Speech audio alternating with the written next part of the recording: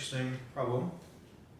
It asks us, we're dealing with a collection of subsets of X denoted with the script letter A. We're asked to show that first, the union over all sets A in our family script A, the complement of this set is equal to the intersection over all sets A in the family script A of the complements of the sets A.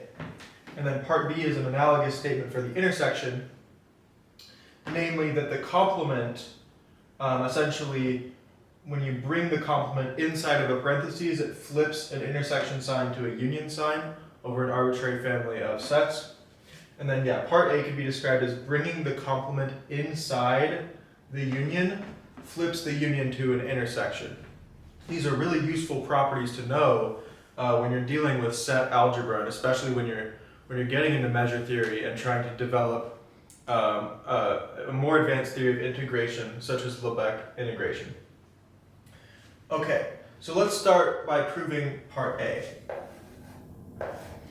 Okay, so hopefully by now, if you've watched some of the other videos, you recognize that to show that two sets are equal, we need to show that both sides of the containment, okay? So we need to show that this set is contained in the set on the right, and the set on the right is contained in the set on the left. So let's just begin with the left to right direction and try to show this, okay? So let's unpack what it means to be in the union, okay? So if X is in the union of the sets A in the family script A, this implies that X is in A for some A in script A, okay? So I can find a set of my family such that X belongs to that set. Now, if I'm interested in the complement of this set, that's just the logical negation of this statement. So it's the statement that X is not in the union, okay? So I guess I should recall that real quickly before we move forward. So recall that the complement of a set is defined as follows. So if E is some subset of X, then a little element X is in E complement if and only if X is not in the set E, okay? So, and of course, little x is an element of our larger space, capital X, okay? So the definition of the complement is just the logical negation of being inside E, okay? So applying that here, this is the definition of the union. If we look at the contrapositive of this definition, okay? So the contrapositive is going to be the negation of this statement implies the negation of this statement. So the negation of the statement on the right is X is not in A for all A in my script A. And then this is going to imply that the negation of this statement, so X is not in union.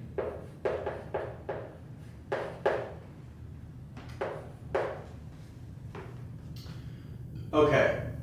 And in fact, this isn't just a one-directional arrow, okay?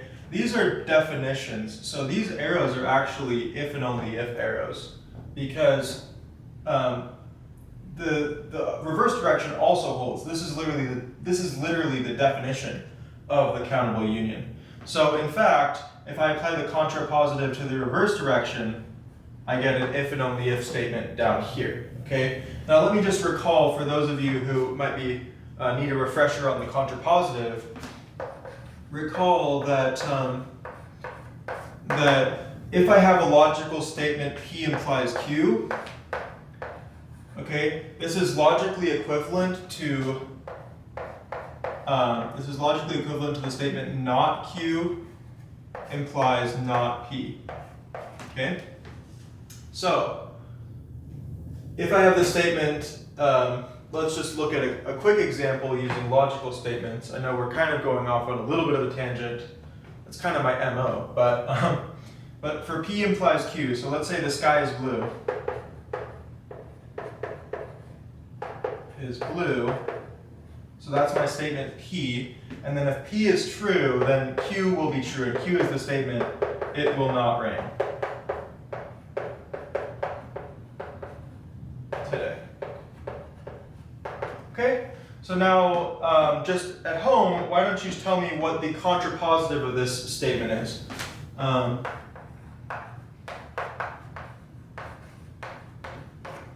Okay, so the contrapositive of this statement is, I'm going to negate this statement on the right, I'm going to negate Q, and that's going to imply the negation of P. So negation of Q, it will not rain today, is it will rain today.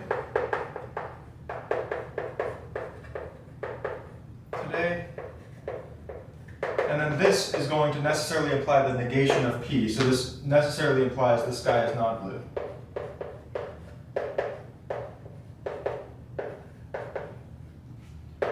Okay.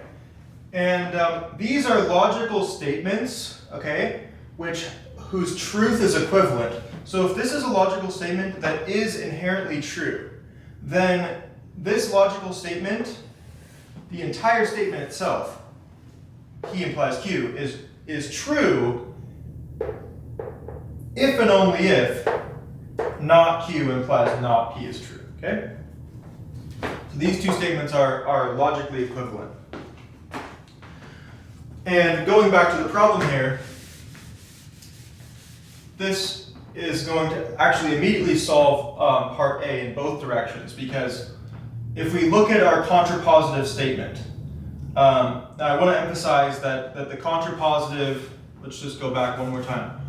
We started with this direction, the contrapositive is still in the same direction. The other direction also holds true, and the contrapositive in the other direction is this direction, okay?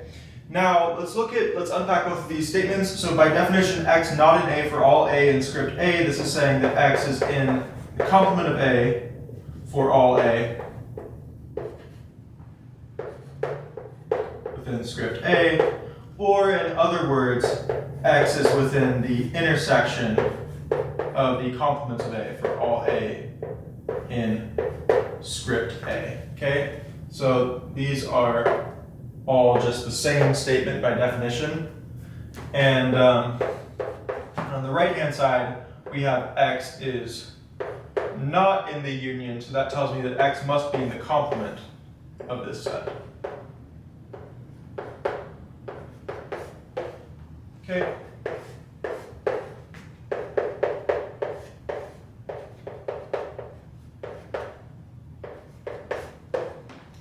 And then finally, we have our desired mathematical statement, which we've proven is true by definition. And then the idea is that that this set equality is, by definition, this logical relationship of elements belonging to the sets. Okay, so to show that two sets are equal, we need to show this subset in both directions. So note that this direction of the logical arrow tells me that this set, a complement, so this set on the left-hand side here is contained in the set on the right-hand side. Okay. Okay, so this direction of the arrow tells me this containment of sets, and this is again by definition of the containment of sets. For one set to be contained in another, what that means is that if I take an element in one of the sets, it must belong to the larger set. Okay, and then to show the other direction of the set inequality is this direction, and that's this set theoretic inclusion. And so by proving the if and only if, we've proven both directions of the set theoretic inclusion, and so we've proven equality of the two sets. Okay? All right, so that proves part A. Let's move on to part B. Now, I want you to try part B out on your own with this same approach, okay? And see if you can solve it on your own. And so yeah, for those of you who are interested, go ahead and pause the video. And all right, so let's jump into the problem. So I'm going to do the same thing that I did before. This time I'm going to unpack the definition of the intersection. So x is in the intersection overall A in script A.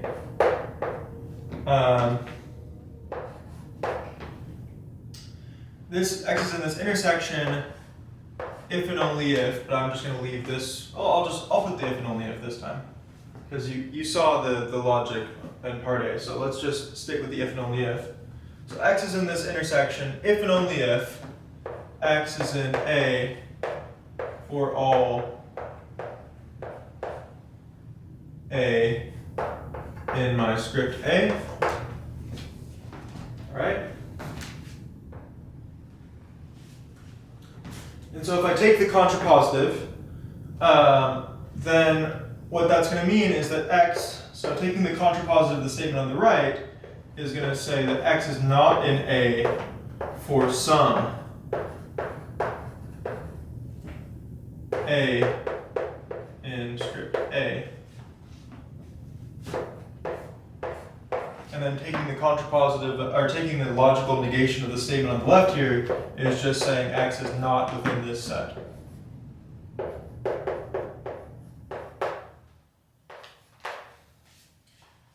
Alright. So again, I want to emphasize when I take the logical negation of this right-hand side, the statement x in A becomes x not in A, and then the statement for all becomes a for some. Okay? And you can check that if this statement is true, then this statement must be false. If this statement is true, then this statement must be false. So they are indeed the logical negations of each other, okay? Okay, and I believe it's even more than that. It's like these two statements are not only like always the opposite truth value, but sorry, I should say that. They're always the opposite truth value. So always one of them will be true and one of them will be false. Okay. All right. So we're here, and now we've pretty much solved the problem, because on the left-hand side we have x is not in A for some A. So this left-hand side by definition says that x is in A complement for some A in script A. Well, by definition of the union is for some over the family. So this is saying that x is in the union of the A complements. Okay, so these are all equivalent by definition. Now let's look at the right-hand side. Well, this is just the definition of being in the complement.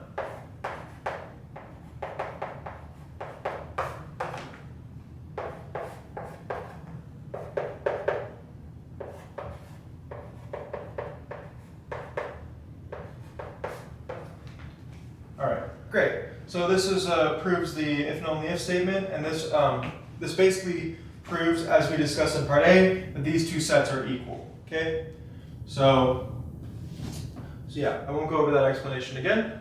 I want to kind of talk to you all for a second if you made it to the end of the video.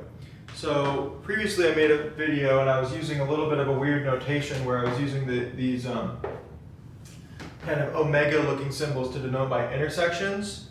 And so I kind of got some feedback that this wasn't standard notation, so maybe you should use different notation. And so yeah, I want to implement feedback that you all give in my videos to the best of my ability, because I'm not a perfect teacher and I have a lot to learn. So if there's any way that I could make these lectures better, more understandable, maybe I go on too many tangents, or I'm presenting things too slow or too fast, please let me know, and I'll be sure to, take feedback and improve my lectures. That's one of the main goals of doing this. So yeah, thank you for your time, and have a nice day.